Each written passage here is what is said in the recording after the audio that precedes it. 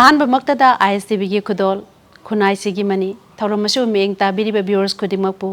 ꯑꯗꯣꯝꯒꯤ ꯍꯣꯁ ꯅꯤꯝꯂꯥ ꯍꯨꯏꯗ꯭ꯔꯣꯝꯅ ꯇꯔꯥꯝ ꯅꯣꯛꯆꯕꯒ ꯂꯣꯏꯅꯅ ꯈꯨꯔꯨꯝꯖꯔꯤ ꯉꯁꯤꯒꯤ ꯑꯩꯈꯣꯏꯒꯤ ꯊꯧꯔꯝ ꯑꯁꯤꯗ ꯂꯝꯗꯝꯁꯤꯒꯤ ꯌꯥꯝꯅ ꯅꯍꯥꯗꯤ ꯑꯣꯏꯔꯤꯕ ꯑꯗꯨꯕꯨ ꯑꯅꯤꯔꯛ ꯒꯤꯅꯤꯁ ꯋꯥꯔꯜꯗ ꯔꯦꯀꯣꯔꯗ ꯆꯟꯕ ꯉꯝꯈ꯭ꯔꯕ ꯑꯗꯨꯒꯨꯝꯂꯕ ꯄ꯭ꯂꯦꯌꯔ ꯑꯃꯈꯛ ꯎꯅꯖꯒꯦ ꯇꯔꯥꯝꯅ ꯑꯣꯛꯆꯔꯤ ꯂꯩꯊꯥꯡꯕꯝ ꯕꯤꯗ꯭ꯌꯥꯁꯥꯒꯔ Thank you. ISTVꯒ ꯉꯁꯤ ꯁꯨꯃꯥꯏꯅ ꯋꯥꯔꯤ ꯁꯥꯟꯅꯕꯒꯤ ꯇꯥꯏꯃꯤꯡ ꯑꯁꯤ ꯑꯩꯉꯣꯟꯗ ꯐꯪꯕꯁꯤ ꯑꯩ ꯌꯥꯝ ꯅꯨꯡꯉꯥꯏꯖꯩ ꯊꯥꯒꯠꯆꯔꯤ ISTVꯕꯨꯁꯨ ꯕꯤꯗ꯭ꯌꯥꯁꯥꯒꯔꯅꯁꯨ ꯑꯆꯤꯟꯕ ꯃꯇꯝ ꯀꯌꯥ ꯑꯃ ꯀꯥꯏꯊꯣꯛꯄꯤꯔꯒ ꯉꯥꯏꯍꯥꯛ ꯋꯥꯔꯤ ꯁꯥꯟꯅꯕꯒꯤ ꯇꯟꯖꯥ ꯑꯩꯈꯣꯏꯗ ꯄꯤꯅꯕꯤꯕ ꯃꯗꯨꯒꯤꯗꯃꯛꯇꯁꯨ ISTVꯒꯤ ꯃꯥꯏꯀꯩꯗꯒꯤ ꯑꯍꯥꯟꯕ ꯑꯣꯏꯅ ꯋꯥꯔꯤ ꯁꯥꯟꯅꯖꯗ꯭ꯔꯤꯉꯩꯗ ꯕꯤꯗ꯭ꯌꯥꯁꯥꯒꯔꯗ ꯊꯥꯒꯠ ꯋꯥꯍꯩꯁꯦ ꯊꯝꯖꯒꯦ ꯑꯗꯣ ꯑꯩꯈꯣꯏꯅ ꯒꯤꯅꯤꯁ ꯋꯥꯔꯜꯗ ꯔꯦꯀꯣꯔꯗꯁꯦ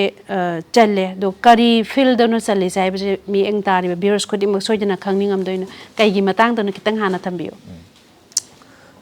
ꯑꯍꯥꯟꯕꯗ 2020 December 28 ꯑꯁꯤꯗ ꯑꯩ ꯒꯤꯅꯦꯁ ꯋꯥꯔꯜꯗ ꯔꯦꯀꯣꯔꯗ ꯑꯩꯒꯤ ꯐꯥꯔꯁ ꯑꯦꯇꯦꯝꯅꯤ ꯑꯁꯤ ꯑꯩ 4 finger push up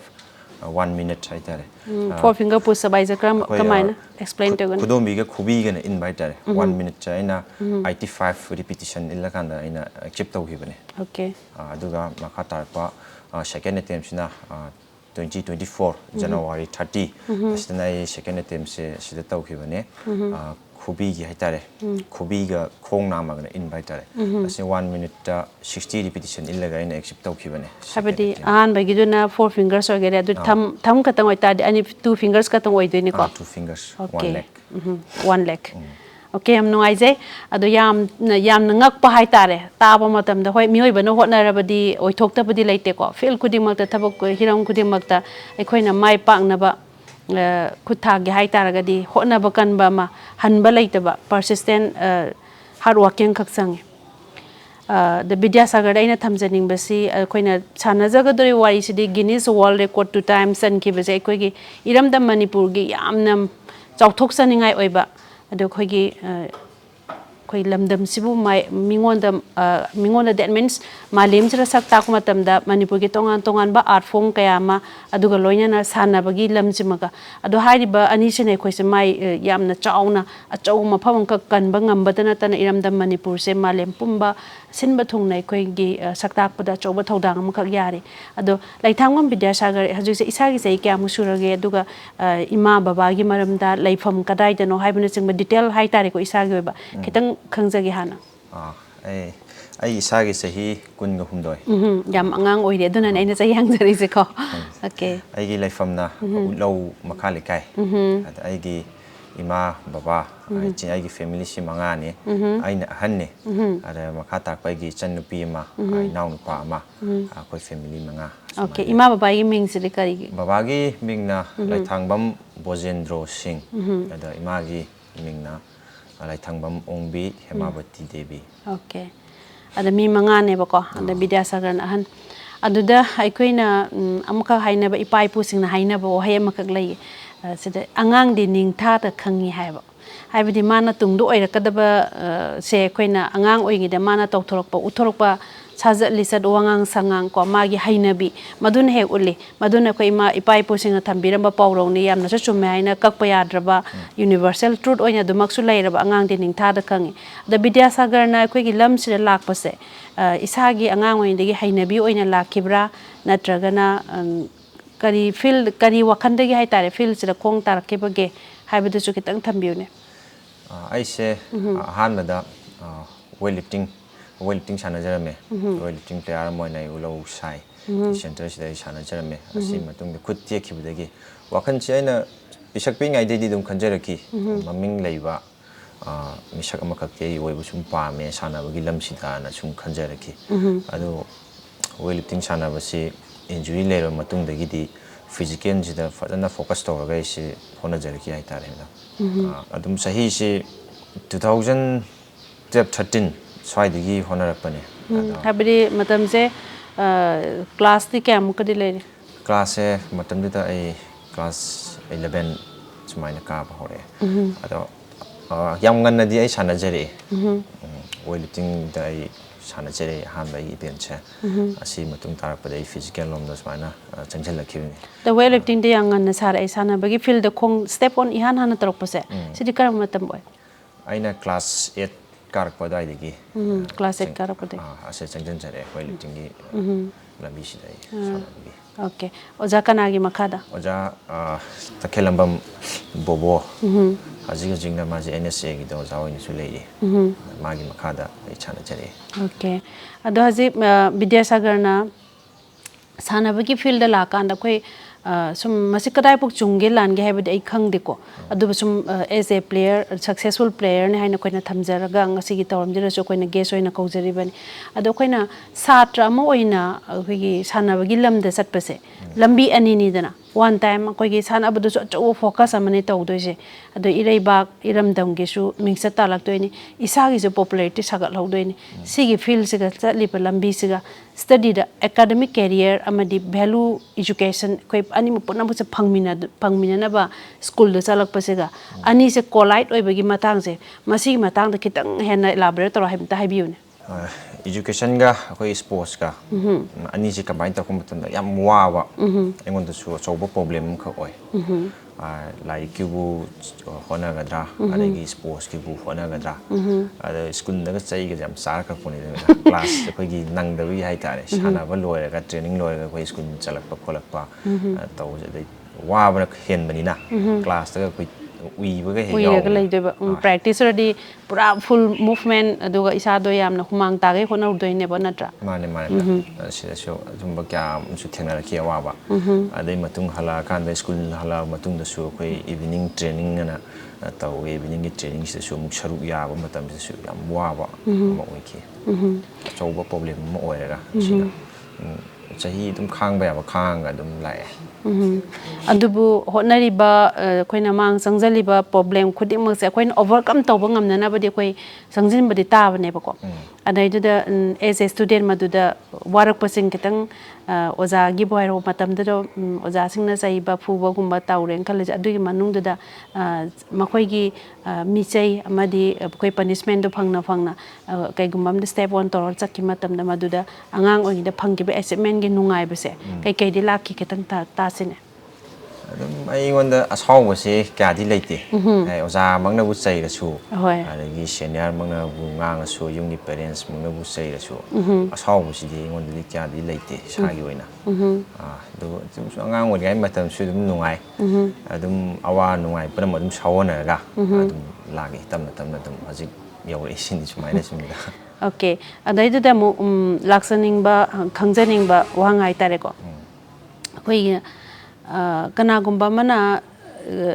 ngasai satra oiro satra habadi sanabagi satra players singi marakta sanaba ma film step 1 tawragi ima baba hai matamda family support phangbasu kaya ne phangdabasu kaya ne bako adara ngasai gi Bidyasagar gi di family gi mama baba na nang sumai tawbase yani natraga yaroi adumai taw moi gi physically mentally financially support khar di leirangani dana or courage piba haide mon yamna inspiring wahai wata kya ma enang oitaba yadabani ko nang changbu changjang ri nupa ni na thongna han ba yade ka haiba advice tung piram ba leidoi ni natraga oiroi laik natana oiroi ka haiba sudum tongan ba mai ma gi vision do matung ina parents ki wakalon su mana de the Bidyasagar gi parents ki matang da kitang moi gi support ki matang da kitang haibiram ne ai gi parents sports dum pame you are very lucky hai ge ko pame habidi akoi gi grandfather hai tare ai gi fubo ki jo koi gi sports ta am pamjaba oi skudi lai khidre ai gi grandfather si so anna mama su adum mai gi support adum lei baba su dum mai gi support adum lei sports ki aina ani chatpa trade hai tare aina chatpa event aina chatpa lines adum support adum lei ai family se an sing mama baba sing ai gi dum support pajana dum taw hai tare okay ado etagadi family support su lemni na thabak sima pang matamda adum kharadi wakal yang na nungai na chatlangani ko ado aikoi gi family supporter hire ka de ngasai gi education line jira sarkan academic career sengwa na bohon na bada ado parents na lower role ado ga Bidyasagar as a student logi ba role se ani se collide or ko matamda mo karam minus step 1 tawra chatke mase aina kano to high school life ta su adum ani se awa yam wana adum iskoi gi lakpa matamda lambi se adum education gi lambi da su adum yam wana lae aduga ani se adum sawona raga haitare ngamna badi dum chat pako sports ga adum ngamna ba sawona raga adum lai haitare adudi academic career sagat pai matang jara khara mu khangjan me kadai kari school la tambi re do haju bo se qualification je kadai bok yore adui matang katang mu khangjage ai che akoi nambol area haitare asitele biter school na akoi biter sida I tamsere dei matung da sanskrit na akoi nambon area ne ade haji haji na is bipet rentau physical education sports science haitare kamakya penton college okay yam nungare adudi hoji qualification gi matang da ju khara khangjare ko maramak da sum sana bagi lamsina taba ngasagi Bidyasagar gi ba tonga ma personal gi haitare ko khangning ba kha sum mamuk te yanjarake adu hojik se kanan ihan hana sana bagi field di Manipur se tongan ba game kam leiri masana kam ko masana sing sigi marakta sigi sana base masimo aham re weight lifting to biramina takpi gre adugi matung da si onjalak pagi wakalon se kanana inspire tawri kanana guide tawi sig matang da khara mu haibiro ase aina Guinness World Record on the focus talk ki matang se ai gi murup ai kam lu ne sulu ne jam maru malai neran joy na man konjin degi ne ara ai gi ocha yambem gogin magi makada training tawjire physical training and the Guinness World Record ki fusapi training sumai makada tawjire ada marup sina ju aingonda yamna kai haini thona happy bai tare bai nang smai smai kano torwa di yani khotkani habi kano si sumana su aingonda sumna ma simbi ada aina su pamjaru bo ko gi sara ba si di dum anga oi ngai digi sumai gi I gi hulchi dum yaro ga la ni dum pamjare le mina adum mathang mathang adum step by step adum changkhelaga oza gobin gi makhada magi makhada I training tawjaraga asumana Guinness World Record se aina accept tawjagi bani okay haski marup si mingje kareba thanaujam niranjoy sing okay thanaujam niranjoy ada matang jida marup ki su amna chawba makha room ma yaw contribution ma yaw re ko adu aina ka tum ningjang po yam phajaba ma hai tare ko friendship se sip amaga compare them tawi ado friendship day kind of tawna riba ado ma ja sip amaga dum compare tawi je kai no kana sip na magi tongi ba passenger khudi mak se ising ipak mayam duregi akan ba storm mayam duregi nonglei nong se puna mak te gi ma je se poina jahazo na puraga satpugumna ai gi marup na so dum khudong thiba kya dei kal chatle ado niranjoy se dum oidoi ne ba haibidi Bidyasagar gi career semba kana niranjoy na so choba contribution pbi ri ko ado hojiki Guinness World Record ki thadringe da haitare ko ahan bada ngasagi 4 finger push up oiro thumb finger oiro sigi training to we matang da mulaksage training sida hekta yamna khoi di tabada khubina bo kamai illaga masado kayam yam inba ngam bazano se hek osmai to mi mani hakanda sigi wahang jekta arise to we ko ado eta gadi sigi se lakpa kanda practice to training to bada numit kya ni da kamai to se practice ke maram da hek Bidyasagar gi experience ngai tar hitang share to biu ahan ba ina 4 finger haitare khudom biga khubigina inbagi matam sida I training tor kuma matam sida physical se yamba sida tawe ara push up se adum everyday adum ai adum sanai ti kuding adum makata adum sanai asle sida soiba ngamba sokpa pan su ka ma su adum thengnai khut tek pa su dum kaya ma adum yawe adagi dai tek pa su dum mayam ma adum mayam sidum ngamna ba dum hoti hona jare ado khutek pai be se maruina 4 fingers ai thamga point fingers ka ani se namdoi ne ba ko ado ani se rabati ije ani je khubi je tek pogumba ade khudom bi je tek pogumba si su dum tawe ado yam toina sambagumba doctor tanawgumba dum tawbire samba se therapy gumba tawra kholaga mai samba khapa tawraga injury ung leiba ade matam khara mu training sim break amu leiba ai show obanina adumai adem kha phagala kanda mu tamna khaji sum step by step tamna sum la kanda honna jare hai tare ado ahan bada khoisi 4 fingers gi matang da khara gi hana khangjage ko ado 4 fingers gi practice tawbase nomada pung kaya muka di practice tawi adum tang haibede ga side chatle haitana ko adu side chappa kanjara moigi school gi di mai matam ama leirangani haina kalle adugi magi matam chidana school gi ojana takpirakpana pung kaya adugi matang dadi kitang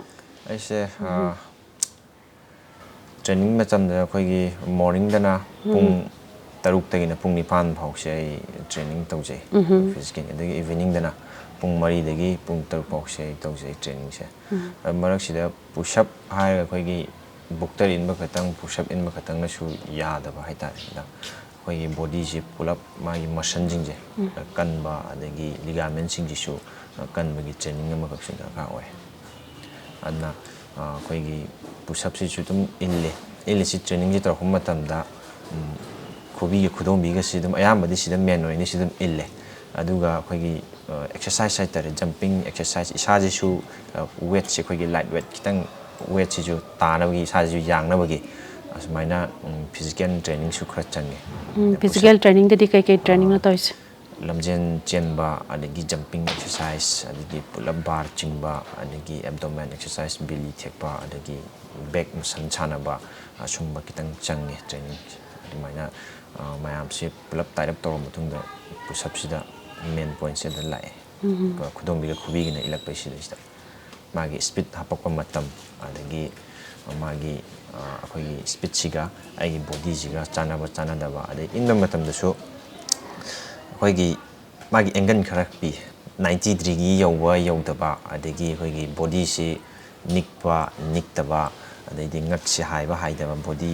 nikpa da ba hai su point khara su mai na pi moi Guinness World Record ki moi official le gi ai tare mayam si follow tono hona ra pu da su ngon da su wa ba adai di swoi na su dum kongai ma ada oza aigi oza yambem gobin chida mana fazan kya lobiraga kari di swoi kholi haru du su mana fazana akupa mieng sangbiraga amani su fazana hona be haitare hajike ye hai boza sina su afaba oza ma phangba haibase aikoina ima baba na pokpi dana malem su utaraga su ko ana oza haibase yaudраga di rang kutimak se mai pakpagi lambi se kitang khonglei tappe haitare ko adu afaba oza mana guide tawraga di am thuna su ma yese main goal se mam su phangba adu hajeki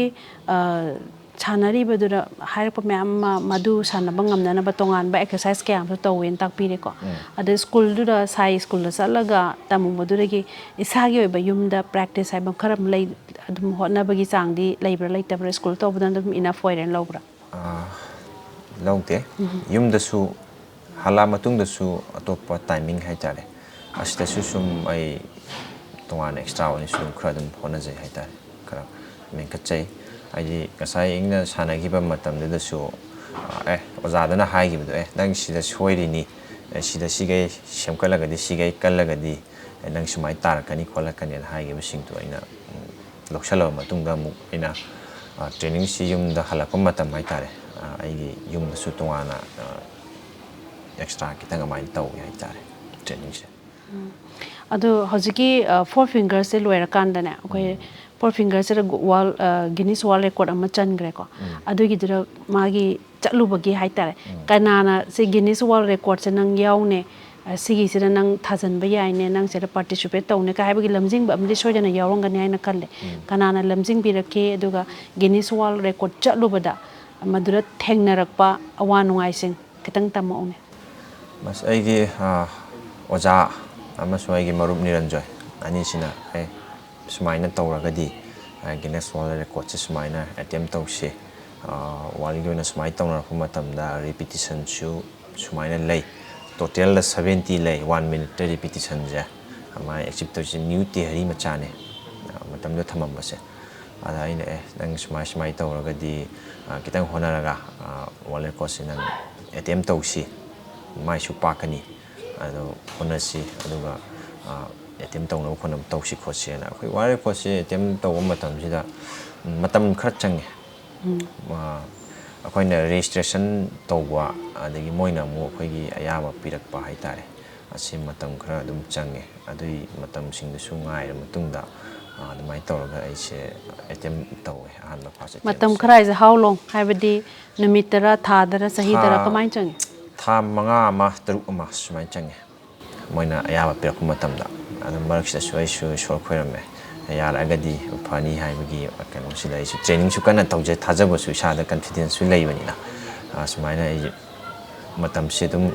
ꯉꯥꯏꯅ ꯑꯗꯨꯝ ꯃꯇꯝꯁꯤ ꯑꯗꯨꯝ ꯌꯧꯁꯤꯜꯂꯛꯑꯦ ꯍꯥꯏꯇꯥꯔꯦ madam ꯑꯗꯨꯒ ꯃꯐꯝꯁꯦ ꯑꯍꯥꯟꯕ ꯑꯩꯒꯤ ꯇꯧꯈꯤꯕ ꯃꯐꯝꯁꯦ ꯑꯦꯁꯇꯦꯛ ꯐꯥꯏꯠ ꯁ꯭ꯇꯨꯗꯤꯑꯣꯅ ꯑꯩꯈꯣꯏ STVꯒꯤ ꯅꯥꯀꯟꯗ ꯑꯦꯀꯥꯗꯃꯤ ꯑꯃꯈꯛ ꯂꯩ ꯃꯤꯛꯁ ꯃꯥꯔꯁꯦꯜ ꯑꯥꯔꯠꯀꯤ ꯁꯤꯗꯩꯁꯤꯗ ꯑꯩ ꯁꯥꯔ ꯊꯥꯡꯖꯝ ꯄꯔꯃꯥꯟꯗ ꯃꯥꯅ ꯁ꯭ꯄꯣꯟꯁꯔ ꯇꯧꯕꯤꯔꯒ ꯃꯥ ꯑꯦꯀꯥꯗꯃꯤꯁꯤꯗ ꯑꯩ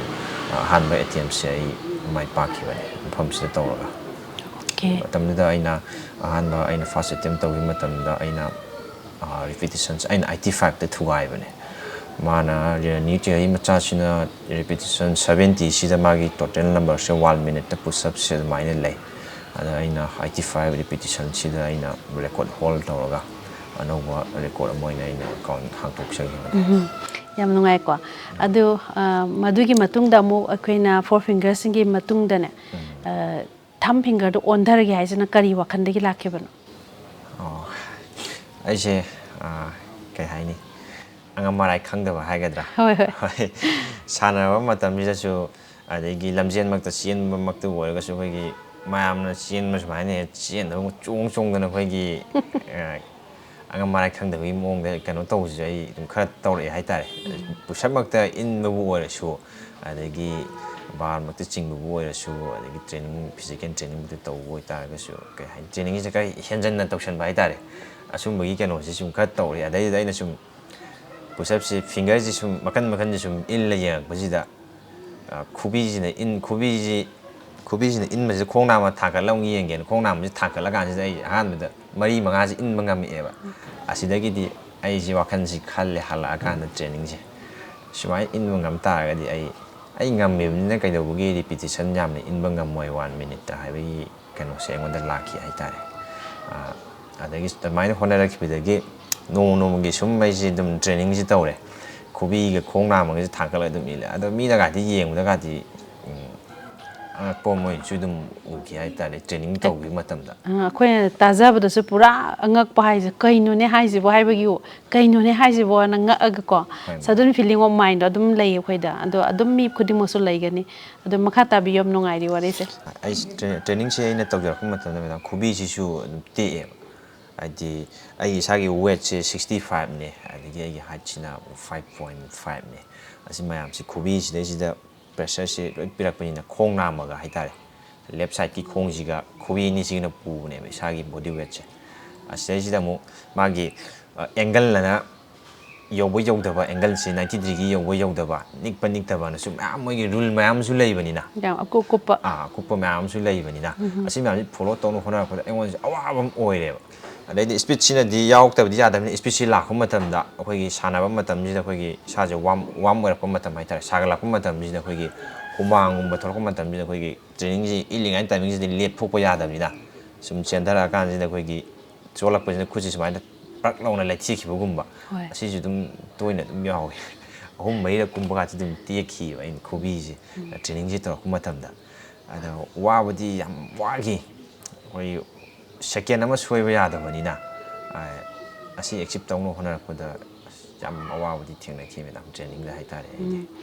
ꯑꯉꯛꯄꯅꯤꯀꯣ ꯌꯥꯝ ꯁꯥꯊꯤꯅ ꯑꯉꯛꯄꯅꯤ ꯈꯛꯇꯪꯒ ꯅꯠꯇꯦ ꯑꯗꯩꯗꯨꯗ ꯉꯁꯥꯏꯒꯤ ꯁꯥꯟꯅꯔꯤꯕ ꯃꯁꯥꯟꯅꯁꯤꯗ ꯃꯔꯨꯑꯣꯏꯅ ꯊꯝ ꯄꯨꯁꯑꯞꯇ ꯇꯧꯀꯥꯟꯗ ꯏꯁꯥ ꯄꯨꯝꯕꯗꯣ 1 ꯂꯦꯒꯇꯣ ꯊꯥꯡꯒꯠꯂꯀꯥꯟꯗ ꯕꯦꯂꯦꯟꯁ ꯄꯨꯔꯒ ꯆꯠꯇꯣꯏꯅꯦꯕ ꯑꯗ ꯀꯔꯝꯕ ꯃꯁꯜꯅꯅꯣꯕ ꯁꯞꯄꯣꯔꯠ ꯇꯧꯔꯤꯁꯦ ꯏꯁꯥꯁꯤꯗ ꯑꯃꯨꯛ ꯃꯁꯜꯁꯦ ꯑꯩꯒꯤ ꯕꯦꯛ ꯃꯁꯜꯁꯤꯁꯨ ꯂꯩꯔꯦ ꯑꯗꯨꯒ ꯑꯩꯒꯤ ꯀꯥꯐ ꯍꯥꯏꯇꯥꯔꯦ ꯑꯗꯨꯒ ꯑꯩꯒꯤ ꯇ꯭ꯔꯥꯏꯁꯦꯞ ꯑꯗꯒꯤ ꯐꯣꯔ ꯑꯥꯔꯝ ꯑꯁꯤ ꯈꯔ ꯆꯪꯉꯦ ꯍꯥꯏꯇꯥꯔꯦ ꯁꯞꯄꯣꯔꯠ ꯇꯧꯅꯕ ꯍꯣꯠꯅꯔꯛꯄꯗ ꯑꯗꯣ ꯃꯣꯏꯗꯗꯤ ꯊꯣꯏꯗꯣꯛꯅ ꯑꯁꯣꯏꯕ ꯑꯉꯥꯝꯕ ꯀꯩꯁꯨꯗꯤ ꯊꯣꯛꯇꯕ꯭ꯔꯥ ꯁꯞꯄꯣꯔꯠ ꯇꯧꯔꯤꯕ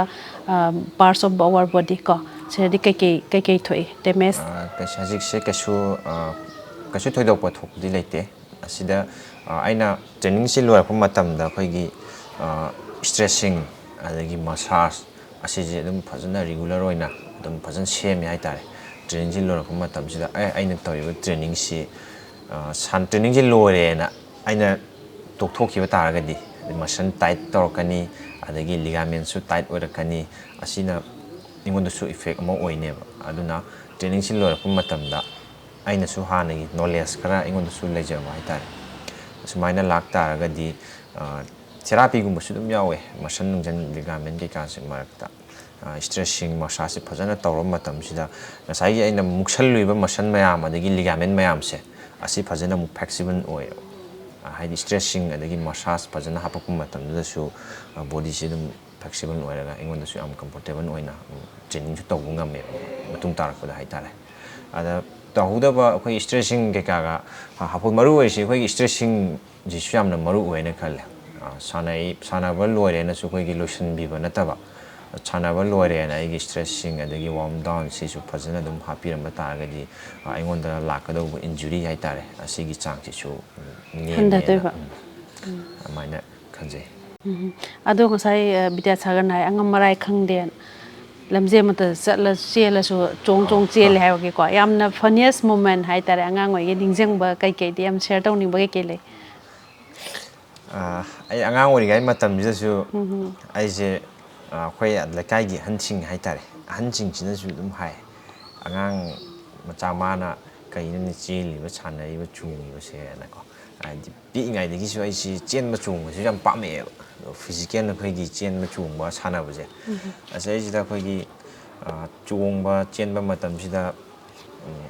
ꯃꯥꯏꯒ ꯀꯥꯏꯕꯅꯁꯨ ꯀꯣꯡꯒꯥꯏ ꯑꯃꯅꯤꯗ ꯑꯩꯈꯣꯏ ꯑꯉꯝ ꯃꯔꯥꯏ ꯈꯪꯗꯕꯤ ꯑꯩꯈꯣꯏꯒꯤ ꯄꯤꯁꯛ ꯄꯤꯛꯏꯉꯩꯗꯒꯤ ꯑꯩꯈꯣꯏꯒꯤ ꯈꯣꯡꯕꯥꯟꯒꯥꯁꯦ ꯃꯤꯅ ꯆꯣꯡꯅꯩ ꯀꯥꯟꯅꯒ ꯑꯍꯟꯁꯤꯡꯒꯤ ꯃꯇꯨꯡ ꯏꯟꯅꯔ ꯁꯥꯟꯅꯔꯛꯄ ꯃꯇꯝꯗ ꯑꯩꯈꯣꯏꯒꯤ ꯄ꯭ꯂꯦꯒ꯭ꯔꯥꯎꯟ ꯍꯥꯏꯇꯥꯔꯦ ꯑꯁꯤꯗ ꯑꯍꯟꯁꯤꯡ ꯂꯩꯀꯥꯏꯒꯤ ꯀꯩꯒꯤ ꯑꯩꯈꯣꯏ ꯐꯨꯠꯕꯣꯜ ꯁꯥꯟꯅꯕ ꯑꯗꯒꯤ ꯁꯥꯟꯅꯕ ꯈꯣꯠꯄ ꯊꯣꯛꯂꯛꯄꯁꯤꯁꯨ ꯑꯗꯨꯝ ꯑꯍꯟꯁꯤꯡꯒꯤ ꯃꯔꯛꯁꯤꯗꯁꯨ ꯑꯗꯨꯝ ꯌꯥꯎꯖꯔꯛꯑꯦ ꯑꯉꯥꯡ ꯑꯣꯏꯔꯤꯉꯩꯗꯒꯤ ꯍꯧꯅ ꯑꯗꯨꯝ ꯑꯗ ꯁꯥꯟꯅꯕ ꯃꯇꯝꯗ ꯀꯤꯕ ꯈꯪꯕꯁꯤꯁꯨ ꯀꯌꯥ ꯑꯩꯉꯣꯟꯗ ꯂꯩꯔꯛꯇꯦ ꯑꯉꯝ ꯃꯔꯥꯏ ꯈꯪꯗꯕꯒꯤ ꯍꯥꯏꯇꯥꯔꯦ ꯍꯥꯏꯗꯤ ꯁꯤꯃ ꯆꯣꯡꯁꯤꯜꯂꯨꯔꯒ ꯑꯩꯉꯣꯟꯗ ꯁꯣꯛꯀꯅꯤꯍꯦ ꯍꯥꯏꯕꯒꯤ ꯋꯥꯈꯜꯁꯤꯃ ꯑꯩꯉꯣꯟꯗ ꯀꯌꯥ ꯂꯩꯔꯛꯈꯤꯗꯦ ꯑꯍꯟꯁꯤꯡꯁꯦ ꯇꯧꯔꯤꯕ ꯑꯩꯁꯨ ꯇꯧꯒꯦꯅ ꯍꯥꯏꯕ ꯍꯦꯛ ꯃꯇꯨꯡ ꯏꯟꯅ ꯇꯧꯔꯨꯒꯨꯝꯅ ꯁꯣꯛꯄ ꯄꯟꯕꯁꯤꯁꯨ ꯑꯗꯨꯝ ꯀꯣꯡꯒꯥꯏ ꯑꯃ ꯊꯦꯡꯅꯔꯛꯈꯤ ꯑꯗꯨꯝ ꯌꯥꯎꯔꯛꯈꯤꯕ ꯑꯗ ꯈꯟꯖꯤꯜꯂꯨꯔꯒꯗꯤ ꯌꯥꯝ ꯅꯣꯛꯅꯤꯡꯕ ꯍꯥꯏꯇꯥꯔꯦ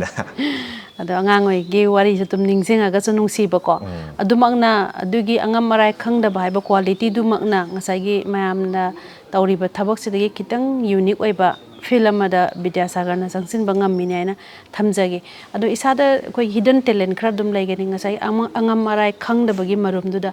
ꯑꯩꯈꯣꯏꯒꯤ ꯄꯣꯖꯤꯇꯤꯚ ꯇꯦꯂꯦꯟ ꯑꯃꯈꯛ ꯌꯥꯎꯗ꯭ꯔꯒ ꯆꯠꯂꯦꯕ ꯑꯗꯨꯅ ꯑꯩꯈꯣꯏ ꯈꯨꯗꯤꯡꯃꯛꯇ ꯂꯩꯔꯤꯕ ꯇꯦꯂꯦꯟꯁꯤꯡꯁꯦ ꯑꯗꯨꯝ ꯍꯤꯗꯟ ꯇꯦꯂꯦꯟ ꯍꯥꯏꯇꯥꯔꯦꯀꯣ ꯃꯁꯤ ꯈꯪꯗꯣꯛꯑꯒ ꯑꯩꯅ ꯍꯩꯅꯔꯤꯕ ꯐꯤꯜꯗꯨꯗ ꯆꯪꯁꯤꯟꯕꯁꯨ ꯑꯗꯨꯃꯛꯅ ꯌꯥꯝ ꯊꯨꯅ ꯌꯥꯝ ꯑꯗꯨꯝ ꯃꯥꯡꯖꯤꯜ ꯊꯥꯅ ꯆꯠꯄꯗ ꯌꯥꯝꯅ ꯁꯄꯣꯔꯇꯤꯞ ꯑꯣꯏꯒꯅꯤ ꯍꯥꯏꯅ ꯑꯩꯅꯁꯨ ꯈꯟꯖꯩꯀꯣ ꯑꯗꯣ ꯃꯈꯥ ꯑꯃꯨꯛ ꯇꯥꯖꯔꯛꯀꯦ ꯑꯗꯣ ꯍꯧꯖꯤꯛꯀꯤ ꯁꯤ ꯁꯥꯟꯅꯔꯛꯄ ꯃꯇꯝꯗ ꯑꯩꯈꯣꯏꯒꯤ ꯃꯅꯤꯄꯨꯔꯒꯤ ꯑꯣꯏꯅ ꯍꯥꯏꯇꯥꯔꯦꯀꯣ ꯃꯅꯤꯄꯨꯔꯤꯅ ꯀꯔꯝꯕ ꯒꯦꯝꯁꯤꯡꯗ ꯁꯔꯨꯛ ꯌꯥꯔꯨꯕ ꯑꯗꯩ ꯀꯗꯥꯏ ꯐꯥꯎꯕ ꯀꯝꯄꯤꯇꯤꯇꯤꯞ ꯒꯦꯝꯁꯤꯡ ꯍꯥꯏꯇꯥꯔꯦꯀꯣ ꯁ꯭ꯄꯣꯔꯠꯁꯀꯤ ꯐꯤꯜꯗꯨꯗ ꯀꯌꯥꯝ ꯁꯔꯨꯛ ꯌꯥꯔꯨꯔꯦ ꯑꯗꯨꯗ ꯃꯥꯏ ꯄꯥꯛꯂꯛꯄꯅ ꯀꯌꯥꯝ ꯑꯗ ꯃꯥꯏꯊꯤꯕ ꯌꯥꯎꯈꯤꯕ꯭ꯔꯥ ꯑꯗꯩ ꯃꯥꯏꯊꯤꯕ ꯌꯥꯎꯈ꯭ꯔꯒꯅ ꯑꯃꯨꯛ ꯍꯪꯖꯔꯤꯁꯦ ꯃꯥꯏꯊꯤꯕ ꯌꯥꯎꯔꯝꯗꯕꯗꯤ ꯌꯥꯏꯀꯣ ꯃꯥꯏꯊꯤꯕ ꯌꯥꯎꯔꯝꯃꯒꯅ ꯃꯥꯏꯊꯤꯈꯤꯕ ꯃꯤꯀꯨꯞꯇꯨꯗ ꯀꯔꯤ ꯐꯥꯎꯈꯤ ꯑꯗ ꯃꯥꯏ ꯄꯥꯛꯑꯒꯅ ꯃꯥꯏ ꯄꯥꯛꯈꯤꯕ ꯃꯤꯀꯨꯞꯇꯨꯗ ꯀꯔꯤ ꯐꯥꯎꯈꯤ ꯑꯗꯩ ꯃꯅꯤꯄꯨꯔꯒꯤ ꯃꯅꯨꯡꯗ ꯁꯥꯟꯅꯕꯒꯤ ꯁꯤꯒꯤ ꯍꯥꯏꯇꯥꯔꯦ ꯈꯤꯇꯪ ꯁ꯭ꯇꯦꯠ ꯂꯦꯚꯦꯜꯗ ꯀꯩꯗ ꯑꯗꯨꯝ ꯑꯩꯅ ꯑꯩꯈꯣꯏꯒꯤ ꯁ꯭ꯇꯦꯠ ꯃꯅꯤꯄꯨꯔꯁꯤꯒꯤ ꯃꯅꯨꯡꯗ ꯁꯥꯟꯅꯖꯔꯛꯄ ꯃꯇꯝꯗ ꯁ꯭ꯇꯦꯠ ꯂꯦꯚꯦꯜꯁꯤꯗꯁꯨ ꯑꯩ ꯃꯦꯗꯜ ꯑꯗꯨꯝ ꯑꯦꯆꯤꯞ ꯇꯧꯕ ꯉꯝꯃꯤ ꯁꯤꯜꯚꯔ ꯃꯦꯗꯜ ꯑꯗꯨꯃꯥꯏꯅ ꯂꯧꯈꯤ ꯑꯩꯅ ꯋꯦꯠ ꯂꯤꯐꯇꯤꯡ ꯁꯥꯟꯅꯔꯛꯄ ꯃꯇꯝꯁꯤꯗꯁꯨ ꯑꯗꯒꯤ ꯑꯩꯈꯣꯏꯒꯤ ꯗꯤꯁꯇ꯭ꯔꯤꯛ ꯂꯦꯚꯦꯜ ꯑꯁꯤꯗꯁꯨ ꯑꯗꯨꯝ ꯑꯩ ꯑꯗꯨꯝ ꯒꯣꯜ ꯂꯧꯖꯔꯛꯏ ꯑꯗꯒꯤ ꯑꯇꯣꯞꯄ ꯑꯩꯈꯣꯏꯒꯤ ꯀꯩ ꯍꯥꯏꯅꯤ ꯁ꯭ꯄꯣꯔꯠꯁꯀꯨꯝꯕꯃꯛꯇ ꯌꯥꯎ ꯇꯥꯔꯒꯁꯨ ꯑꯩꯈꯣꯏꯒꯤ ꯌꯥꯎꯁꯪꯒꯤ ꯀꯥꯏꯅ ꯑꯩꯈꯣꯏꯒꯤꯁꯨ ꯏꯚꯦꯟ ꯃꯆꯥ ꯁ꯭ꯄꯣꯔꯠꯁ ꯀꯩꯀꯩ ꯁꯤꯜꯂꯤꯕ ꯑꯗꯨꯝꯕꯗ ꯑꯁꯨꯝꯕꯁꯤꯁꯨ ꯑꯩ ꯁꯔꯨꯛ ꯑꯗꯨꯝ ꯌꯥꯖꯔꯛꯑꯦ ꯁ꯭ꯄꯣꯔꯠꯁꯤ ꯑꯗꯨꯝ ꯏꯁꯥꯅꯁꯨ ꯑꯗꯨꯝ ꯄꯥꯝꯖꯔꯛꯄꯅꯤꯅ ꯂꯝꯖꯦꯟꯃꯛꯇ ꯆꯦꯟꯕꯗꯕꯨ ꯑꯣꯏꯔꯣ ꯑꯗꯒꯤ ꯆꯣꯡꯕꯃꯛꯇꯕꯨ ꯑꯣꯏꯔో ꯑꯗꯨꯝ ꯃꯁꯤ ꯑꯗꯨꯝ ꯑꯩ ꯃꯦꯗꯜꯁꯤꯁꯨ ꯑꯗꯨꯝ ꯑꯦꯆꯤꯞ ꯇꯧꯔꯒ ꯑꯗꯨꯝ ꯂꯥꯛꯏ ꯍꯥꯏꯇꯥꯔꯦ ꯃꯦꯗꯥꯝ ꯑꯗꯣ ꯃꯥꯏꯊꯤꯕꯁꯦ ꯁꯤ ꯑꯗꯨꯝ ꯇ꯭ꯔꯥꯏꯌꯦꯜꯒ ꯇꯧꯈꯤ ꯅꯦꯁꯅꯦꯜ ꯇ꯭ꯔꯥꯏꯌꯦꯜ ꯇꯧꯕꯗꯒꯁꯦ ꯑꯩ ꯃꯃꯥꯡꯗ ꯑꯗꯨꯝ ꯁꯦꯂꯦꯛꯁꯟꯒꯗꯤ ꯐꯪꯉ ꯑꯗꯨꯝ ꯆꯠꯂꯦ ꯃꯅꯤꯄꯨꯔꯗꯒꯤ ꯑꯣꯏꯅ ꯑꯩ ꯑꯗꯨꯝ ꯆꯠꯂꯦ ꯑꯗꯨꯒ ꯐꯪꯍꯧꯗꯕ ꯃꯇꯝꯁꯤꯗꯁꯨ ꯅꯨꯡꯉꯥꯏꯇꯕꯗꯤ ꯀꯩꯁꯨ ꯈꯟꯕꯗꯤ ꯂꯩꯇꯦ ꯑꯩꯒꯤ ꯋꯥꯈꯜꯗ ꯍꯣꯏ ꯐꯔꯦ ꯃꯥꯏꯊꯤꯔꯁꯨ ꯀꯩꯁꯨ ꯀꯥꯏꯗꯦ ꯑꯩꯅ ꯇ꯭ꯔꯦꯅꯤꯡ ꯋꯥꯠꯄꯒꯤनि ꯃꯊꯪꯗ ꯑꯩꯉꯣꯟꯗ ꯍꯦꯟꯅ ꯍꯣꯠꯅꯅꯤꯡꯕꯒꯤ ꯏꯊꯤꯜ ꯑꯃ ꯄꯤꯕꯗꯧꯅ ꯇꯧꯋꯦ ꯍꯥꯏꯇꯥꯔꯦ ꯃꯥꯏꯊꯤꯔꯒ ꯃꯦꯗꯥꯝ ꯃꯗꯨꯅꯤꯀꯣ ꯈꯪꯖꯅꯤꯡꯉꯤꯁꯦ ꯍꯥꯏꯕꯗꯤ ꯀꯅꯥꯒꯨꯝꯕ ꯑꯃꯅ ꯃꯥꯅ ꯈꯨꯠ ꯊꯥꯔꯤꯕ ꯂꯝꯗꯨꯗ ꯃꯥꯏꯊꯤꯕ ꯐꯪꯀꯥꯟꯗ ꯑꯁ ꯑꯣꯏꯔꯔꯣꯏꯗ ꯑꯩꯅ ꯀꯌꯥꯔꯛ ꯍꯣꯠꯅꯔꯕꯅ ꯑꯩꯁꯦ ꯄꯥꯔꯣꯏ ꯃꯥꯏ ꯄꯥꯛꯄ ꯍꯥꯏꯕꯗꯣ ꯀꯩꯗꯧꯅꯨꯡꯗ ꯑꯩꯉꯣꯟꯗ ꯂꯥꯛꯑꯔꯣꯏ ꯀꯥꯏ ꯍꯥꯏꯔꯒ ꯄꯨꯛꯅꯤꯡꯁꯦ ꯍꯟꯊꯔꯀꯥꯟꯗ ꯃꯥꯁꯦ pukning handare mi kup to mai thiba oigrabane bako ado hojiki maithiragasu matungda amuana khara hena hotna gi haina khala ise masimak na mai pak pagi lambi de purak kedoine ba adu khangjaning bagi ni hangjari pa wahangse aduga amu manipur gi scope ta adu mam leire adugi hena greater area sing hai tare ko international gi thak to oiro adu myam sing khara sum chalu bagi adu to adu da phangak pa experience harawa nungai ba katang share tawiu ahan mada ise khoi interest hai tare all India intersai gi si Manipur gi si selection phang kan chatle matam da Lakhnau da tai center se ase chat matam si ai se medan makti chanwa ngam hongde 5-6 position gum ga di mai ga di tai ado aina khalle matam se oh ai se hona ba khara wale asisna chu oi ba jani hai bugi ado mai khalle ade national chale national level koi gi national all India gi national tor matam so Bihar Patna se so ai national su dum ai sa su dum ai represent tawe ase so ai medan de se accept taw ngam khide aduga halaba matung hai tare national chaluba halapa matung sida ai wakan sida khani mathang de ai se achouba medan nam de accept taw da ba ya de nai training si makata na continue fazana fona da ba ya de hai bagi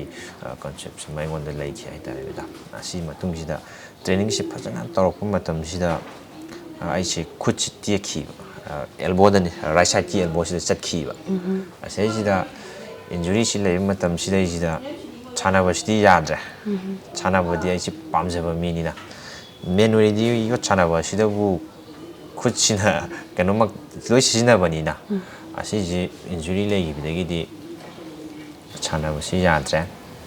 adagi ai wakan si yam nuai tana ingon da nuai ta wakalam kaksu phawre maram di aina tawningi ba pot tu taw phangdra mani na ade aina matam du kai khalaki gi hai matam si ai wakan si da weighting ngai ba ibin si da na traga su ai se former player ma di oi da ya de hai ki kok se mai ngon da lai khai tare ada physical si aina khut se yadra bani na yo chi di sana ba yadra physical lom se na fazana train to kan na strength to hore adi matung da sum tamna khuchi ju khaga chana ba yak pa timing da se akhoi weighting gi no lip ana khoi khuchi kon tar ga di press yawe na mai no lip tai aina changi ba lip to ma success oiti adu digi problem si so ngon da leira bani na aina fare sidi na mai na khallaga physical lom da chang push up si da focus to ga level for ha ga dra ina mai khanjalak pa timing siga ari ge marup siga oja siga thengna rub degi he mapa pa do chana rub degi amaina mu push up lom jum na train to physical lom da mai lai la adu di hari ba adugi nungai te ba da khutuna madurti idu so koina thoi ba thodo khuding je am kak tang haije ki karigumba aphaba ama oirakna bani haidana ahalaman sing na haibi ko ada masih ngasai khutu TM draga de Bidyasagar gi wakhaju hong oeba mane khutte khudana maram oy kanda push-up sida somna kana mai onjila aga ngachi chumna gi achievement tongan ba achievement macha na tabida Guinness World Record phawba question banga ma ini ko ado sida ta sengna wari sanaringai marak sida jo hai tare ko aina ngasi as a interviewer wari sanajai ba guest e sahi angang oiraga su Guinness World Record chalaba iramda Manipur malim da sakta ko da choba thodang ma loriba adugum laba guest ne khalaba da isada wari sanai jeng nungai ba phawri ne ko ado ngasai khutte ki ba do madugi waru ningai oide madu te am tek pa do egi da phaba lambi amagi dam ta te halambani haine khoi longmina ba yai ko ado ngasai ki lam sing chalura matungda the Guinness World Record ki lakpa kan da di karam ba country di saru gyara e moi se kamai tawe moi gi experience ka moi di yam wang chawba sawong sada adu main chu lai ko adu khoi Manipur gi di adu yam na wang chawba chu nate moi gi comparison taw kan da di the karam ba country ga di laktana kamai tawe moi ga loina bagi mo adu ra thengna rak pa no ba experience hai tare ko iramdam kano so khoi Manipur ade Bharat se thado okanda palamda chatlakanda maina lakhi bagi nungai ba natraga awaba thengna ki basing do khara mu lebiu ne mase country se walyo na yam ba apply tawe aiga adi aina Manipur dagini India dagini aina represent tawi mi amani khatang nataba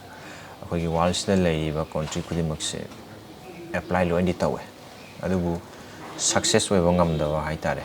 haibadi ngasai aina madam da swai jagi magi push up se ilakpa matamda magi engan yoba yodaba adagi body balance adagi khoi balance isaji panik taba haiba haidaba sum mayam je ye ko matam sida asi mayam si yenga matung sida moina kom tawe haidi mayam si loimak yengani moi official kangu sina Guinness World Record ki moi official team sina moina loimak yengane asi ye matung sida sida khoi reject chatpa na reject chatle asum ba khoi gi engan si yau da kitanga indha da ga si khoi gi yau da ba se asi dum disqualify oi adagi body ga si khoi gi nik pa khotpa push up in bana normally chamna chum in basi koina khangdringai da budi push up in basi yam lai na budi wakhan ji khanjai ba adu changjal lor ba matam ji di magi mayam leram basu point mayam lei bani na asi ji direct tonu honar pa da su awa ba ma su oi suai gi dra khot gi dra na hai ba gi second ma suai ba dum disqualify oi ba adna si ptv puna maki oina apply tawe aidi asida sida weight adagi height nung kemta satte aina changui event se aina illuba keno open night tare open noina hai tare open noina dum aiso saruk ya oh adudi ngasai gi country mayam ama jo saruk yari ne ba ada pikleba khubi mai mutang pakpa iram da Manipur sidagi thokiba sigi lehau jira saurok patin tho kanda khoi mai pal ko mikup se Bidyasagar da kari phaugi ge mikup da Guinness World Record laure winner oire na lok thorok mikup to adugi nungai badu kitang matang da panbiu akoi ju nungai badu thengna sarok ya jage asidu maiga region ga lak pase ai si success oire ai bigi region ga lak ai se adaki mati harawe harawa nungai ba adagi yam nung sijabo su poi iram dam sida ado kai haini khoi gi harau da su khoi gi haifang khangdaba harau ba haibam leida na meda hoi hoi pi su ta ba de nok su nok ba haiba asigi feeling se ngon da phawe dagi matang to leidoi se 1% na tear pi oirani 99% na feeling and emotion ko adu oidoi ne da harau nungai ba gi pi do adu da bu ta jage na mayam je hotna nari ni natra ada yam nungai ada mikup to ikoina ngasi mak ai mang da Bidyasagar na harau rang da bu mit da dum koi gi inward eyes na haitar uba phangi haina lawjage ada hojik si ngasai gi chanari ba mayam sing si da ada adorable koi idol ma haitare ko khwai de hena pamjaba idol ge de kana de oi lamjira sana ba gi lamjida aina khwai de gi pamjaba haitare ga di sana ba gi lamsida aina khwai de gi pamjaba haitare ga di aise football si yamna pame football su pamba football si so ai pame haitare aina sum ngak kano taw ko pa so ai bon su dum khaga sana jai marak sida Portugal ge khoi gi Ronaldo ra khoi gi Cristiano Ronaldo se asi ma se ai am pa me tare yai adi haibadi any oining ba ma oijano ko aduna mai gi pamjaba nature dura chatla kanda aikoina pami ba aikoina sanari balam du da mu mangjil thana dum chatpagini adura ngasai gi sanara ko mayam jingsida exercise hairo practice hairo energy mayam ama akoi loss to to ineba ko sidai kari diet kari kamain sai nongmada akoina diet chadaba yadaba diet china kari oina charaga asi sana ko matam aina men oina charak pa ai gi diet hai charaga di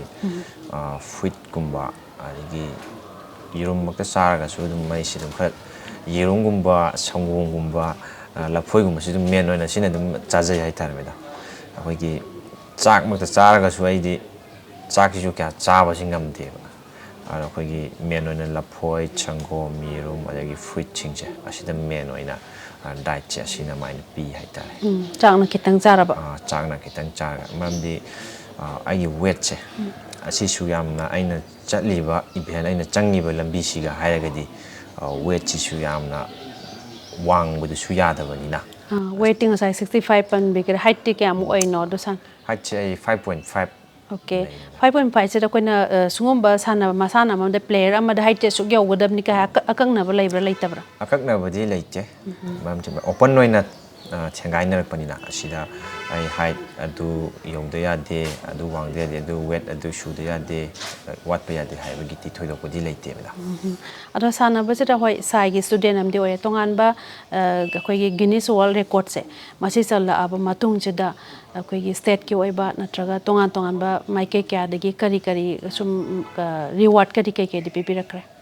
ꯔꯤꯋꯥꯔꯗꯁꯦ ꯍꯧꯖꯤꯛ ꯐꯥꯎꯕꯗꯤ ꯊꯣꯏꯗꯣꯛꯄ ꯔꯤꯋꯥꯔꯗꯁꯤ ꯂꯩꯇ꯭ꯔꯤ ꯍꯥꯏꯇꯥꯔꯦ madam ꯁ꯭ꯇꯦꯠꯀꯤ ꯑꯣꯏꯔꯒꯁꯨ ꯑꯗꯒꯤ ꯁꯦꯟꯇ꯭ꯔꯦꯜꯒꯤ ꯑꯣꯏꯔꯒꯁꯨ ꯍꯧꯖꯤꯛ ꯐꯥꯎꯕꯗꯤ ꯊꯣꯏꯗꯣꯛꯄ ꯔꯤꯋꯥꯔꯗꯁꯦ ꯑꯩ ꯐꯪꯕ ꯂꯩꯇ꯭ꯔꯤ ꯍꯥꯏꯇꯥꯔꯦ ꯑꯣ ꯑꯗꯣ ꯑꯩꯈꯣꯏ ꯑꯆꯧꯕ ꯑꯦꯆꯤꯞꯃꯦꯟꯗꯤ ꯑꯣꯏꯅꯤꯀꯣ ꯑꯗ ꯑꯆꯧꯕ ꯑꯦꯆꯤꯞꯃꯦꯟꯁꯤꯗ ꯑꯩꯈꯣꯏꯅ ꯁꯛꯈꯪꯕꯤꯕ ꯏꯀꯥꯏ ꯈꯨꯝꯅꯕ ꯎꯠꯄ ꯃꯁꯤꯗꯤ ꯆꯍꯤꯗ ꯂꯩꯇ꯭ꯔꯦ ꯑꯩꯅ ꯐꯪꯖꯔꯤꯕ ꯑꯩꯅ ꯊꯥꯔꯨꯔꯤꯕ ꯂꯝꯗꯨꯗ ꯍꯥꯏꯇꯥꯔꯦ ꯈꯣꯡꯗꯥꯔꯤꯕ ꯂꯝꯁꯤꯗ ꯃꯁꯤꯒꯤ ꯑꯦꯆꯤꯞꯃꯦꯟꯁꯤꯗ ꯑꯩꯈꯣꯏꯅ ꯈꯔ ꯈꯖꯤꯛ ꯇꯧ ꯑꯗꯨꯕꯨ ꯑꯩꯈꯣꯏꯒꯤ ꯑꯥꯏ ꯑꯦꯁ ꯇꯤ ꯚꯤꯒꯤ ꯃꯥꯏꯀꯩꯗꯒꯤ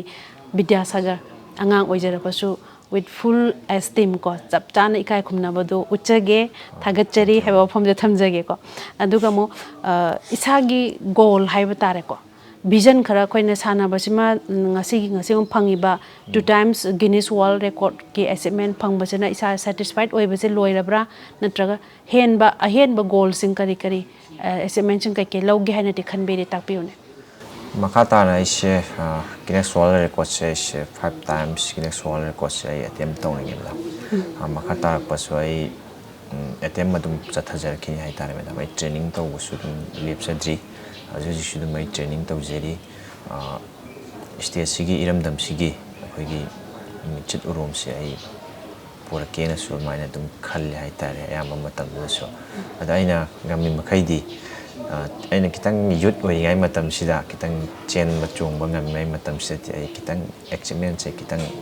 ꯇꯥꯟꯈꯤꯒꯦꯅꯗꯤ ꯑꯩ ꯈꯜꯂꯦ ꯃꯈꯥ ꯇꯥꯔꯛꯄꯗ ꯑꯗꯣ ꯍꯧꯖꯤꯛꯀꯤ ꯇꯥꯛꯄꯤꯔꯤꯁꯦ ꯌꯨꯠ ꯑꯣꯏꯔꯤꯉꯩꯗ ꯆꯦꯟ ꯆꯣꯡ ꯉꯝꯃꯤꯁꯦ ꯑꯦꯆꯤꯞꯃꯦꯟ ꯈꯔ ꯇꯥꯜꯂꯅꯤꯅꯦꯀꯣ ꯍꯌꯦꯡꯋꯥꯏ ꯃꯦꯆ꯭ꯌꯣꯔ ꯏꯅꯞ ꯑꯣꯏꯔꯛꯄ ꯃꯇꯝ ꯑꯃꯗꯤ ꯂꯥꯛꯀꯅꯤꯗꯅ ꯑꯦꯁ ꯑꯦ ꯄ꯭ꯂꯦꯌꯔ ꯀꯃꯥꯏꯅ ꯑꯩꯈꯣꯏꯒꯤ ꯅ꯭ꯌꯨ ꯖꯦꯅꯦꯔꯦꯁꯟ ꯁꯥꯟꯅꯕꯕꯨ ꯄꯥꯝꯃꯤꯕ ꯃꯤꯑꯣꯏꯁꯤꯡꯁꯤꯗ ꯃꯣꯏꯗ ꯀꯃꯥꯏꯅ ꯕꯤꯗ꯭ꯌꯥꯁꯥꯒꯔꯒꯤ ꯀꯔꯝꯕ ꯀꯣꯟꯇ꯭ꯔꯤꯕ꯭ꯌꯨꯁꯟ ꯄꯤꯒꯦ ꯀꯥꯏꯅꯗꯤ ꯈꯟꯕ ꯂꯩꯕ꯭ꯔꯥ ꯑꯩ ꯈꯟꯕꯁꯦ ꯑꯦꯀꯥꯗꯃꯤꯒꯨꯝꯕꯁꯨ ꯑꯩ ꯑꯃ ꯊꯝꯕ ꯄꯥꯝꯃꯦ ꯐꯤꯖꯤꯀꯦꯜ ꯑꯦꯀꯥꯗꯃꯤ ꯑꯣꯏꯅ ꯇꯣꯉꯥꯟꯅ ꯐꯤꯖꯤꯀꯦꯜ ꯈꯛꯇꯪꯒꯤ ꯑꯣꯏꯅ ꯇ꯭ꯔꯦꯟ ꯇꯧꯕꯒꯤ ꯍꯥꯏꯇꯥꯔꯦ ꯑꯗꯨꯒ ꯑꯩꯈꯣꯏꯒꯤ ꯃꯈꯥ ꯇꯥꯔꯛꯂꯤꯕ ꯑꯩꯈꯣꯏꯒꯤ ꯏꯆꯤꯟ ꯏꯅꯥꯎꯁꯤꯡ ꯌꯨꯠꯁꯤꯡ ꯑꯗꯒꯤ ꯃꯣꯏꯁꯤꯡꯁꯤꯗꯁꯨ ꯒꯤꯅꯦꯁ ꯋꯥꯔꯜ ꯔꯦꯀꯣꯔꯗꯀꯨꯝꯕ ꯀꯩꯒꯨꯝꯕ ꯑꯩꯈꯣꯏꯒꯤ ꯑꯦꯇꯦꯝ ꯇꯧꯅꯤꯡꯉꯛꯄ ꯑꯗꯒꯤ ꯍꯣꯠꯅꯅꯤꯡꯉꯛꯄ ꯑꯩꯈꯣꯏꯒꯤ ꯍꯣꯠꯅꯔꯛꯄꯁꯤꯡ ꯍꯥꯏꯇꯥꯔꯦ ꯑꯁꯤꯁꯨ ꯑꯗꯨꯝ ꯑꯩꯈꯣꯏꯒ ꯇꯥꯏꯠ ꯑꯞ ꯇꯧꯔꯒ ꯑꯁꯨꯝ ꯆꯠꯃꯤꯟꯅꯕꯁꯨ ꯑꯩ ꯄꯥꯝꯃꯦ ꯃꯦꯗꯥꯝ ꯃꯈꯥ ꯇꯥꯅ ꯁꯨꯝ ꯖꯦꯅꯦꯔꯦꯁꯟꯁꯤꯡꯗ ꯍꯥꯏꯇꯥꯔꯦ ꯇꯨꯡꯒꯤ ꯂꯥꯛꯀꯗꯧꯔꯤꯕ ꯏꯆꯤꯟ ꯏꯅꯥꯎꯁꯤꯡꯁꯤꯗꯁꯨ ꯇꯥꯏꯠ ꯑꯞ ꯇꯧꯔꯕ ꯃꯇꯨꯡꯗ ꯈꯨꯠꯁꯝꯅꯔꯒ ꯑꯗꯨꯃꯥꯏꯅ ꯆꯠꯂꯕ ꯃꯇꯨꯡꯗ ꯍꯣꯠꯅꯃꯤꯟꯅꯕ ꯍꯥꯏꯇꯥꯔꯦ ꯑꯗꯨꯃꯁꯨ ꯌꯥꯝꯅ ꯆꯥꯎꯕ ꯚꯤꯖꯟ ꯑꯃꯅꯤꯀꯣ ꯑꯗꯨꯒ 5 times Guinness world ꯔꯦꯀꯣꯔꯗꯇ attempt 2 times ꯑꯃ ꯂꯣꯏꯈ꯭ꯔꯦ 3 times ꯀꯣ ꯑꯗꯨ ꯋꯥꯠꯂꯤ ꯃꯗꯨꯃꯛꯁꯨ ꯑꯩꯈꯣꯏꯅ ꯏꯁꯣꯔꯅ ꯁꯣꯏꯗꯅꯃꯛꯀꯤ ꯍꯣꯠꯅꯕ ꯀꯟꯕ ꯃꯤꯗꯗꯤ ꯏꯁꯣꯔꯅ ꯇꯦꯡꯕꯥꯡꯉꯤ ꯍꯥꯏꯌꯦ ꯁꯣꯏꯗꯅꯃꯛꯀꯤꯁꯨ ꯇꯦꯡꯕꯥꯡ ꯄꯤꯔꯛꯄ ꯑꯣꯏꯁꯅꯨ ꯑꯗꯨꯒ ꯏꯔꯝꯗꯝꯒꯤ ꯑꯆꯧꯕ ꯃꯥꯏꯁꯨ ꯄꯨꯔꯛꯄ ꯑꯣꯏꯁꯅꯨ ꯑꯗꯨꯒ ꯑꯃꯨꯛ ꯍꯧꯖꯤꯛ ꯃꯦꯆ꯭ꯌꯣꯔ ꯏꯟ ꯑꯣꯏꯔꯀꯥꯟꯗ ꯑꯦꯀꯥꯗꯃꯤ ꯑꯃ ꯍꯥꯡꯗꯣꯛꯑꯒ ꯃꯌꯥꯝꯁꯤꯡꯁꯦ ꯅ꯭ꯌꯨ ꯖꯦꯅꯦꯔꯦꯁꯟꯁꯤꯡ ꯒꯥꯏꯗ ꯇꯧꯒꯦ ꯍꯥꯏꯅ ꯈꯟꯕꯤꯔꯤꯕ ꯋꯥꯈꯜꯂꯣꯟꯁꯦ ꯃꯁꯤꯁꯨ ꯌꯥꯝ ꯊꯥꯒꯠꯅꯤꯡꯉꯥꯏꯅꯤ ꯏꯁꯥꯒꯤ ꯁꯦꯜꯐ ꯑꯦꯆꯤꯞꯃꯦꯟ ꯈꯔꯅ ꯄꯦꯟꯊꯣꯛꯑꯒ ꯂꯩꯇꯕꯤꯗ ꯑꯩꯈꯣꯏꯒꯤ ꯏꯔꯟ ꯍꯥꯏꯕꯁꯤꯗꯤ ꯃꯍꯩ ꯑꯁꯤꯗꯤ ꯀꯅꯥꯅꯁꯨ ꯍꯨꯕ ꯉꯝꯗꯦ ꯑꯗꯣ ꯑꯩꯈꯣꯏꯗ ꯂꯩꯔꯤꯕ ꯏꯔꯟ ꯈꯨꯗꯤꯡꯃꯛꯇꯣ ꯖꯦꯅꯦꯔꯦꯁꯟ ꯀꯌꯥꯗ ꯄꯤꯔꯝꯕ ꯍꯥꯏꯕꯁꯦ ꯑꯩꯅ ꯍꯛꯆꯥꯡꯅ ꯇꯨꯡꯈ꯭ꯔꯒꯁꯨ ꯑꯩꯈꯣꯏ ꯃꯗꯨ ꯂꯣꯏꯕ ꯅꯥꯏꯗꯕ ꯑꯃꯈꯛꯇꯤ ꯂꯩꯍꯧꯗꯣꯏꯅꯤ ꯑꯩꯈꯣꯏ ꯄꯣꯛꯑꯝꯕꯒꯤꯀꯣ ꯑꯗꯨꯒ ꯑꯃꯨꯛ ꯑꯩꯈꯣꯏꯅ ꯁꯨꯝ ꯋꯥꯍꯪꯒꯤ ꯃꯅꯨꯡ ꯆꯟꯅ ꯑꯩꯈꯣꯏ ꯍꯪꯖꯅꯤꯡꯉꯛꯄꯁꯦ ꯑꯩꯈꯣꯏꯅ ꯑꯦꯁ ꯑꯦ ꯄ꯭ꯂꯦꯌꯔ ꯑꯃꯗ ꯆꯟꯒꯗꯕ ꯀ꯭ꯋꯥꯂꯤꯇꯤ ꯍꯥꯏꯇꯥꯔꯦ ꯒꯨꯟ ꯈꯔ ꯈꯛꯇꯪ ꯊꯝꯕꯤꯌꯨꯅꯦ ꯄ꯭ꯂꯦꯌꯥꯔ ꯑꯃꯗ ꯑꯩꯈꯣꯏꯒꯤ ꯆꯦꯟꯒꯗꯕ ꯃꯥꯒꯤ ꯀ꯭ꯋꯥꯂꯤꯇꯤꯁꯦ ꯁꯦꯡꯅ ꯍꯥꯏꯔꯕꯗ ꯃꯦꯗꯥꯝ ꯑꯩꯈꯣꯏꯒꯤ ꯗꯤꯁꯤꯄ꯭ꯂꯤꯟꯁꯦ ꯗꯤꯁꯤꯄ꯭ꯂꯤꯟ ꯑꯁꯤꯁꯦ ꯑꯃ ꯃꯦꯟꯇꯦꯟ ꯇꯧꯕ ꯑꯃ ꯗꯔꯀꯥꯔ ꯍꯥꯏꯂꯤ ꯑꯣꯏ ꯅꯤꯗꯦꯠ ꯑꯗꯨꯒ ꯃꯈꯥ ꯇꯥꯔꯛꯄꯗ ꯑꯩꯈꯣꯏꯒꯤ ꯑꯣꯖꯥꯁꯤꯡ ꯍꯥꯏꯇꯥꯔꯦ ꯑꯣꯖꯥꯁꯤꯡꯁꯤꯅ ꯑꯩꯈꯣꯏꯒꯤ ꯇꯥꯛꯏꯕ ꯍꯥꯏꯔꯤꯕꯁꯦ ꯑꯁꯤ ꯐꯖꯅ ꯏꯁꯥꯅ ꯂꯧꯁꯤꯟꯕ ꯍꯥꯏꯇꯥꯔꯦ ꯍꯥꯏꯔꯤꯕꯁꯤꯡꯗꯨꯁꯨ ꯆꯥꯟꯅꯅ ꯏꯁꯥꯅ ꯑꯦꯄ꯭ꯂꯥꯏ ꯇꯧꯕ ꯉꯝꯕ ꯑꯗꯨꯒ ꯑꯩꯈꯣꯏꯒꯤ ꯑꯐꯕ ꯆꯤꯟꯖꯥꯛ ꯆꯥꯕ ꯑꯐꯕ ꯋꯥꯈꯜꯂꯣꯟ ꯈꯟꯕ ꯑꯗꯨꯒ ꯗꯤꯁꯤꯄ꯭ꯂꯤꯟꯁꯦ ꯑꯁꯤꯁꯦ ꯃꯦꯟ ꯑꯣꯏꯅ ꯗꯤꯁꯤꯄ꯭ꯂꯤꯟꯁꯦ ꯃꯦꯗꯥꯝ ꯑꯩ ꯑꯁꯤ ꯊꯝꯖꯒꯦ aduna koina field sanaba player amana field sanga kanda hoi discipline habise every rules and regulation for that event ko adu khoi loi mangak patai adu manungda discipline hairaga ni my good manner this how control self control to ba ko thinking beyond self adu mayam sing se loi changrani ba the self confidence ama chu yamna chawna changamani adu hari discipline sing se player ama khakna player mo oi hai target madu puna makki gunje loimak chen bam tho esene Bidyasagar dagi khangjabade yam nungai je adu hauji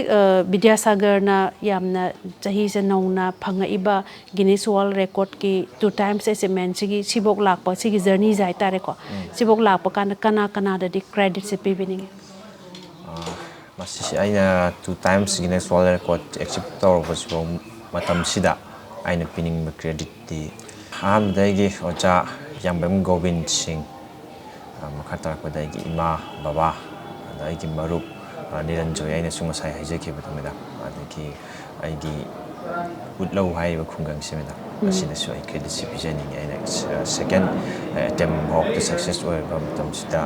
ai credit se ai missing sida ai tamsake yam nungai credit su isana kana gumba akhoi gi oja guru bu masak khangdaba aina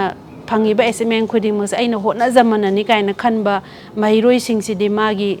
journey se yam tele hai ade oja guru se matam khuding mu ta khoina pukning da thagona ga dabani hai the credit su panbire marup su thagat pire ulo ki khungang bu su loina mak pukhat pire yam nungai jai chauthok se adung gi wakhalon do adura koi loisalak pa se hai tare ko young players sing da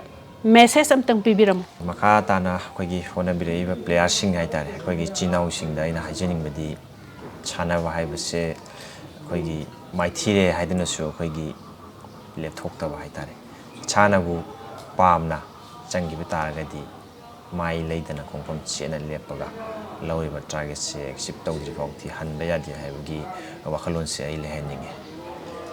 yam nungai jare aduga phajara yam uhai yamna panba udi maruru I haibagumna Bidyasagar na